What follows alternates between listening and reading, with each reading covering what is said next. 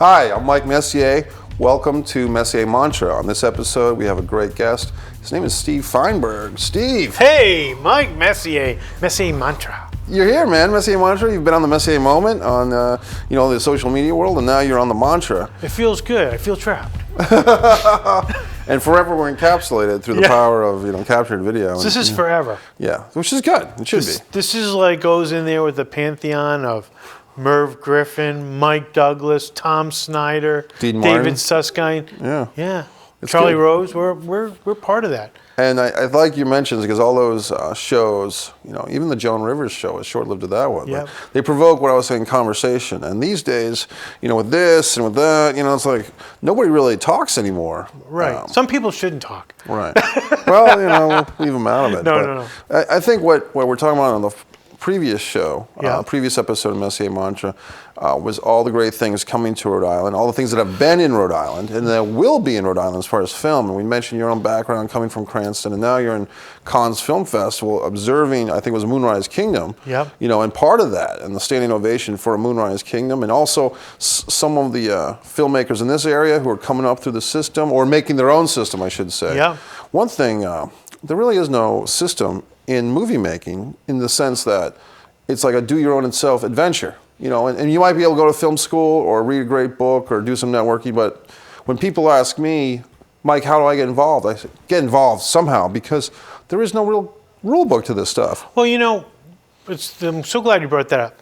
We were just in Movie Maker magazine. Number 6. Providence, Rhode Island, the 6th best small city in the entire United States to live and make independent films in the entire United States. 6th best small city. And I'm so proud of that, because they took into account the colleges now that have film programs. They took into the idea that we have a strong film office that consists of Carol Conley and Lou Place and myself. The idea that we're the smallest state with the greatest backlot, that we have a lot of local crew members. We have some strong producers who are independent producers who have distribution deals, like Chad Verdi. Right. So you've got all this stuff. And opportunity, you need to sometimes make your own opportunities. This is not a business where, someone's going to walk you and take your hand. Right.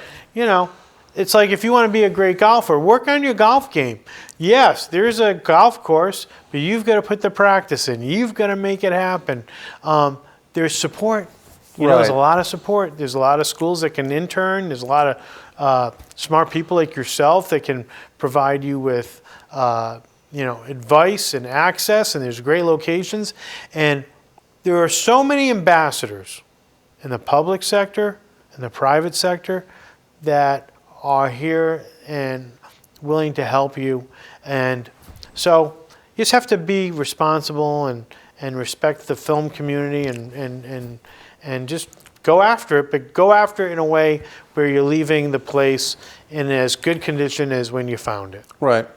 And what I'm thinking about specifically is that a lot of people, and we were talking about this off the air, a lot of people will gripe and complain, and actors and everybody else have an attitude sometimes. It's not a healthy attitude, which is, the world owes me something. Right. Come to my backyard, see me in this dinner theater, which I've done, see me in this community theater play, or why haven't they come see me? Well, where is your acting reel that you were putting together, a 2 or 3 or 5 minute acting reel that you're sending to the casting directors?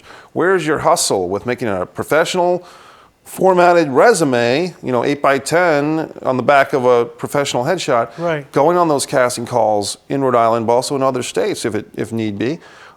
Where's your acting lessons? And so many people, Stephen, are of that ilk that, why aren't I famous? But it's like, why should you be? Well, it's funny you say that. Somebody wrote me a letter. Yep. They wanted a job, or wanted me to be a reference point. Dear Mr. Fine. Spelled the name wrong, right? So they didn't see Mr. Feinberg, Mr. Fine. Right. And then there were words. It was just like, you know what? Now, they could have dyslexia or something, but maybe they should have had someone else proof it. Right. Whatever it is, it showed a lack of effort. Right. I think that's important. Like you talked about glossy, getting your headshots and all. If I say, hey, this is me, and I draw a picture, a stick figure, Right. it means that I really wasn't taking the time, and I wasn't, it's just like a script. If someone says, here's my script, and they give me a script, and it's all doesn't look like it's formatted like a script. Right. It's missing pages. They didn't take the pride to do it correctly, and I'm supposed to take that same amount of effort. So, if you don't love yourself and do the things and carry your career like a football Right. downfield, no one's going to care about your ball more than you. Right. You carry correctly. You show the enthusiasm. You want someone to come to your screening and you're just going to put it on Facebook? That's one thing. Right. But if you make a phone call and say, Right.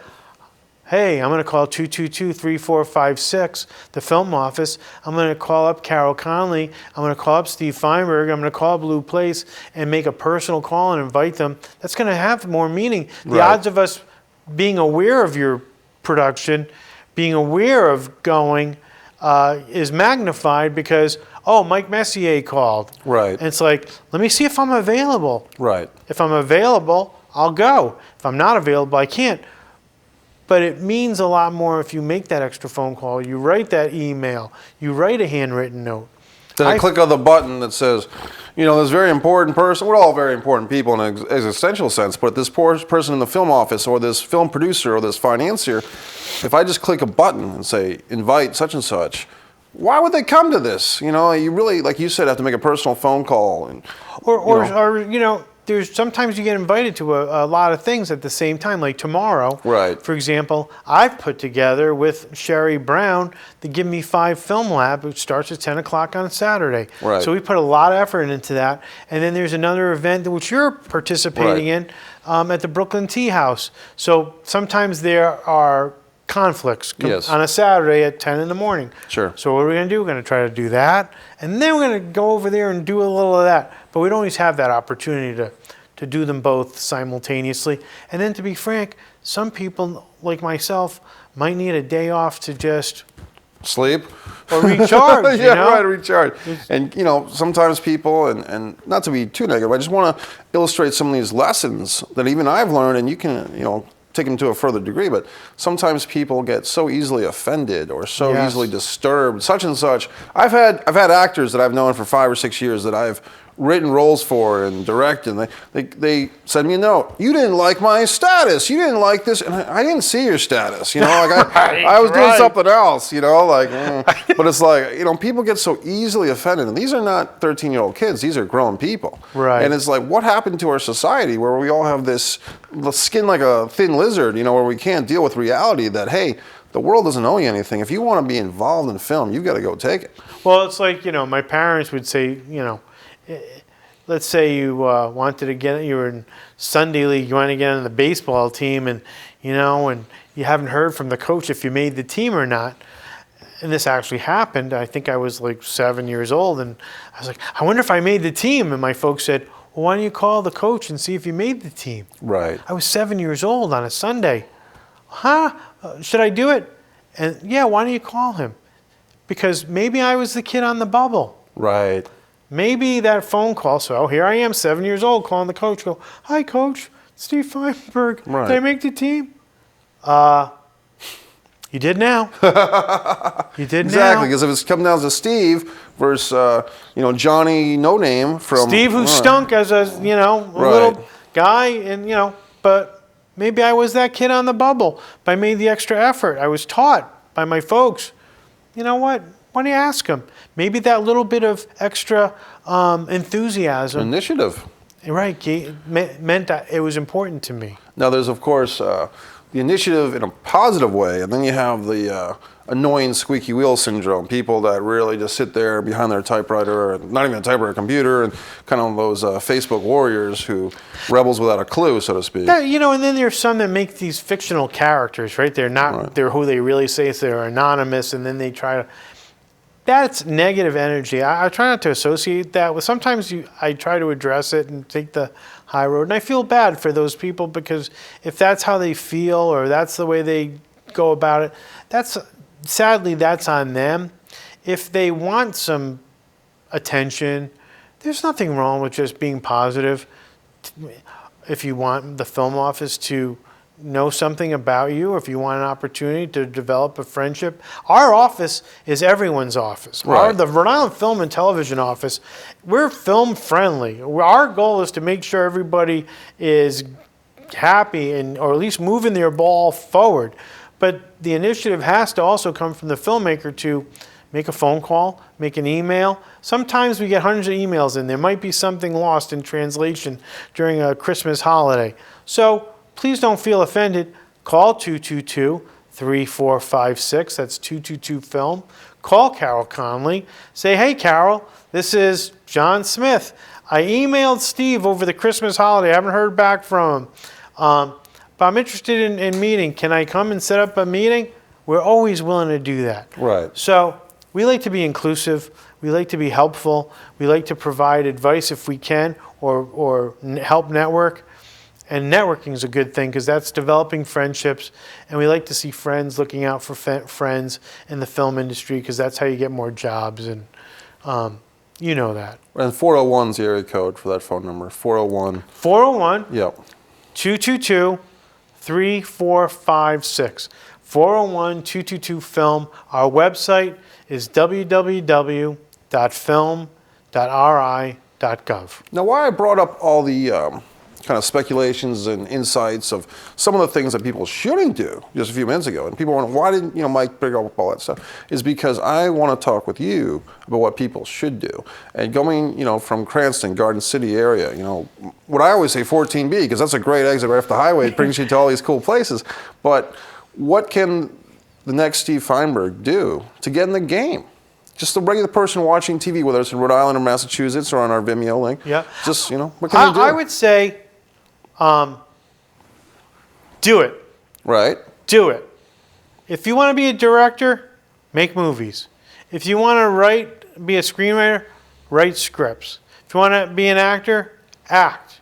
You may act in the theater. You may act in short films, student films, feature films, commercials, in front of other actors, table reads, whatever. Act, right? If you want to get in makeup, it's all about working and honing your craft and trying to be the best you can be. Experience is nothing like experience. And then, if you can find a mentor, that's a wonderful thing. I've been blessed. When I was younger, to 40, I never had a mentor. And I always would say, God, I wish I had a mentor. I wish I had a mentor. But then from the age of 40 on, I found a few mentors that really just kind of inspired me, guided me. Right. I may talk to like 3 mentors. I may have my idea, but then I'll talk to the 3 mentors to see what they think, and then I take Consult. that in. Yeah. Consult. Anyone you want to mention specifically? I don't want to mention them by name, Right. but they're wise people. And if I ever get into a pinch or get into a fork in the road, Right. I will ask their opinions, and sometimes it's not necessarily a fork in the road. Just I love to bounce off of people that I believe have maybe more experience than me, have gone through something maybe similar or are prescient people. And sometimes I'll meet people who inspire me or have always inspired me, and then I'll meet them in person, like Dick Zanuck. I had the opportunity I did a little reel for him because I was trying to bring that that feature film Dark Shadows to Rhode Island. Right. So off the fly, I was with Lou. We were in Newport. I said, I got the tripod in the trunk. I got the camera. I want to shoot some stuff at Carey Mansion. Came back. We had filmed something. I addressed Dick Zanuck, Johnny Depp, Tim Burton. We made a film. I sent it blindly to Dick Zanuck. And then he sent a screenwriter into town. And then I went out to L.A. He invited me to his home. He said, kid, you're very, very talented. We developed a friendship. And then I got invited to go to the Pinewood Studios in Europe where they were doing it. And he had a car take me there. And it's just like, wow. And had that friendship and talked movies. And, that stuff inspires me. And when he passed, it was crushing. Right. But This guy had done everything from Planet of the Apes and Sound of Music, and ended up discovering Steven Spielberg and did Jaws and Sugarland Express and Staying with Robert Redford and Road to Perdition, The Verdict, keep going, and did all the Charlie and the Chocolate Factory. Wow. I mean, just humongous career. And these are just inspirational people. And you took the initiative to make what we call a demo reel, Correct. or for the location. A lot of people wouldn't do that, Steve. Even people who you would think would. I mean, to me, it's unfortunate that so many people who even have the talent don't use their talent to empower themselves, get work. And then, like I say, sometimes I'll say to Carol and Lou, I made this, or we made this, and you know what? I'm going to cast out. And usually when I cast out, something nice happens. Right. You put something positive out there, and maybe you do like 20 times, you throw something out there, and 15 times something wonderful comes back. That's great. You develop relationships that you didn't have because you made the extra effort. I mean, you have to make the extra effort. And the other thing I really want to say it's important, Joseph Campbell, right? Yes, The Hero's Journey. I do know Joseph Campbell. Right, yeah. The Power of the Myth, right? Right. And when he was older, and he'd studied the mythology and religion, and somebody asked him, I think he was in his 80s, and they said, I think it was Dr. Campbell, you'd studied all of these myths and everything. What did you get out of it? Right.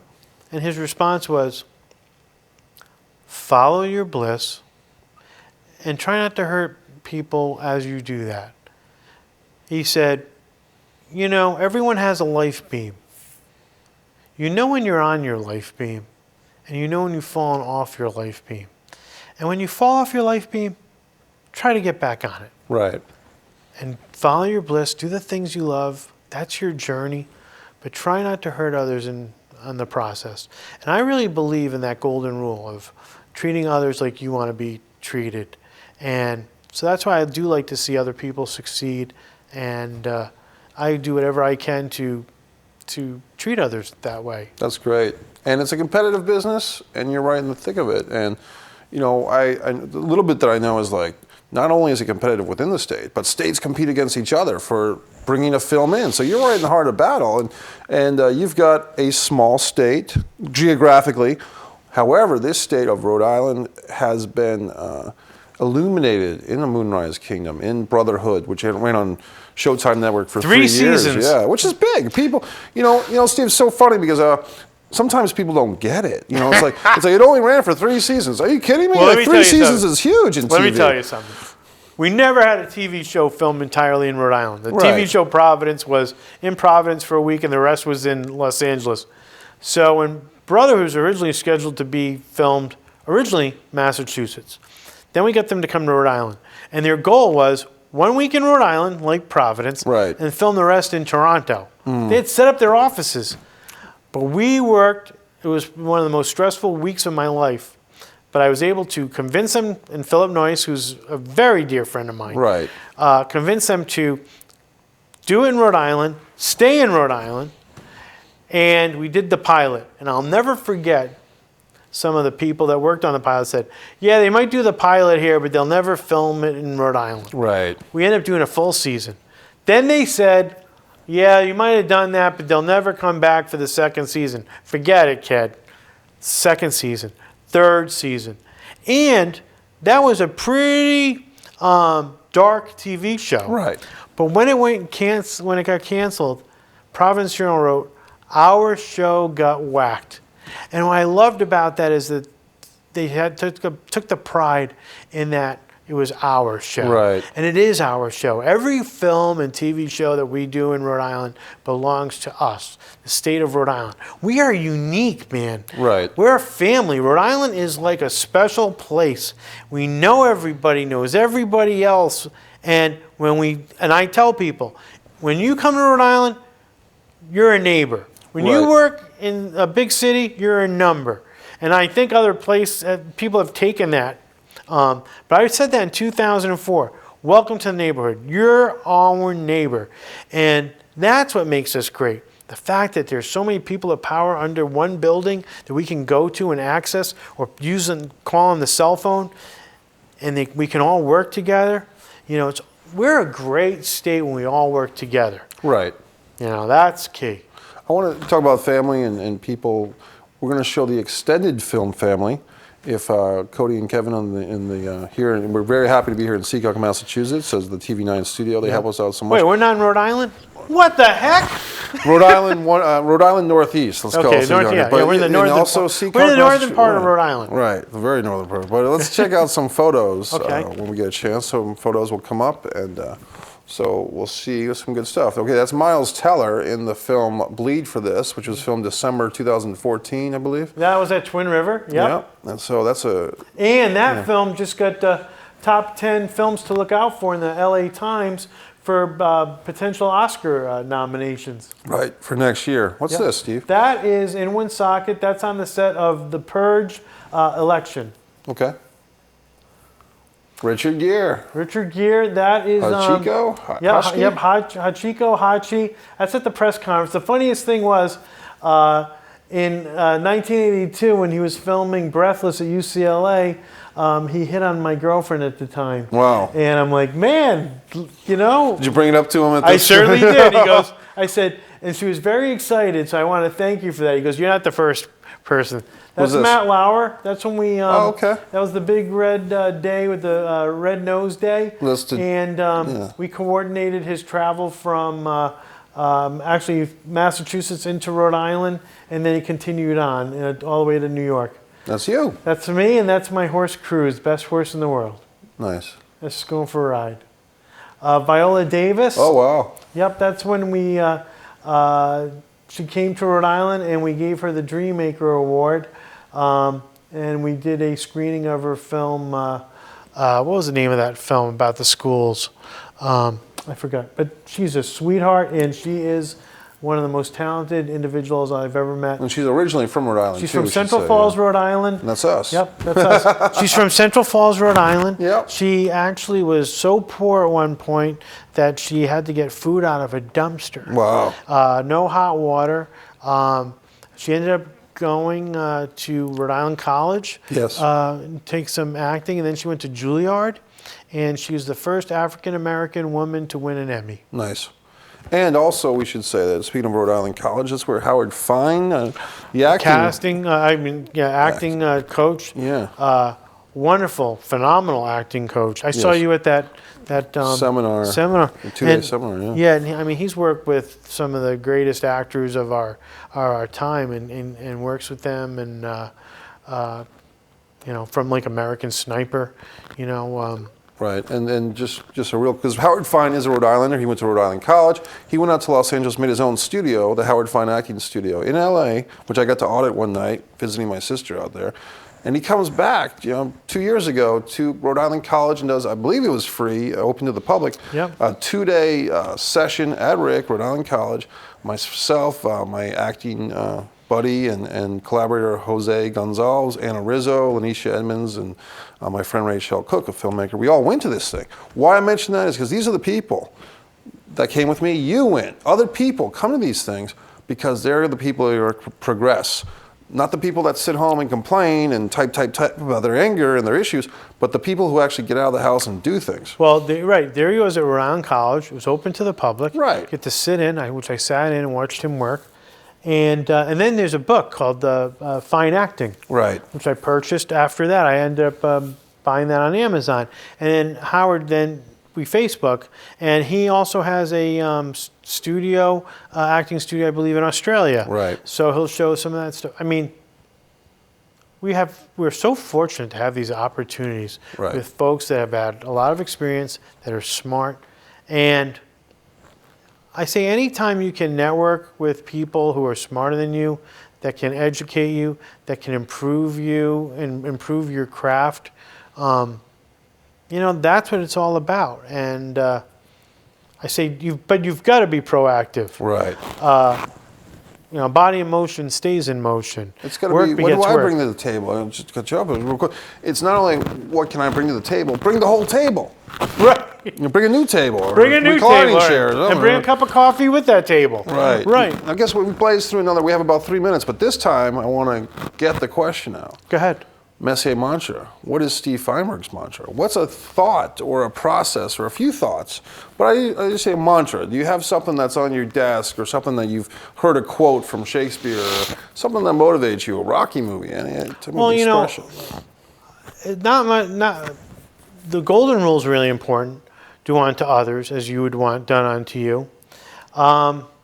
Do it. That was what Frank Capra wrote to Frank Capra, the director who did It's a Wonderful Life, wrote that to my friend. I think those are the things that are important. Just do it. Treat others with respect and dignity. Here's something I want to say. You don't have to earn my respect. You know how sometimes you have my respect. What you earn is my disrespect. I like that.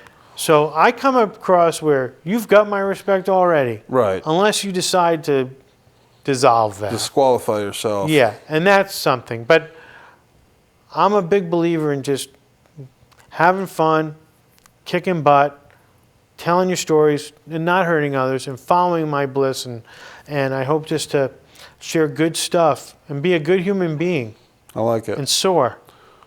What do you mean by soar? S-O-A-R. I thought the seats were uncomfortable. No, soar. Oh, sorry. Like fly at high altitudes. You know, fly at high altitudes, stay grounded, but fly at high altitudes. I love seeing people, shine, man. Like we're here. Well, I'm glad that you came on the mantra today, and this is a real quick thing because we're both fans of mixed martial arts and UFC in specific. Favorite sport, yeah. But I'm thinking, we're going to have to write up a script and get a mixed martial arts film in Rhode Island sooner or later. Well, who was working on something was Philip Noyce was doing. I think he did a TV pilot, and we were talking about MMA and. Yeah, I'm all about that. I love that stuff. Who's your favorite fighter, real quick? You have a couple? I'm a big Johnny Hendricks fan. Okay. I also like Cowboy Cerrone. Yeah. Conor McGregor's a really good, talented fighter. Yeah. But, I like Johnny Hendricks, but it's evolving. Every year, it's evolving. So there's more activity. You have to be nimble. Not everybody wants to just mix it up. There's kicking now. It's an art form. Sounds like the film world too. There's kicking, people mix it. It's an art form. It's an art. There's escapes. You have to be strategic, and you better have a good arsenal.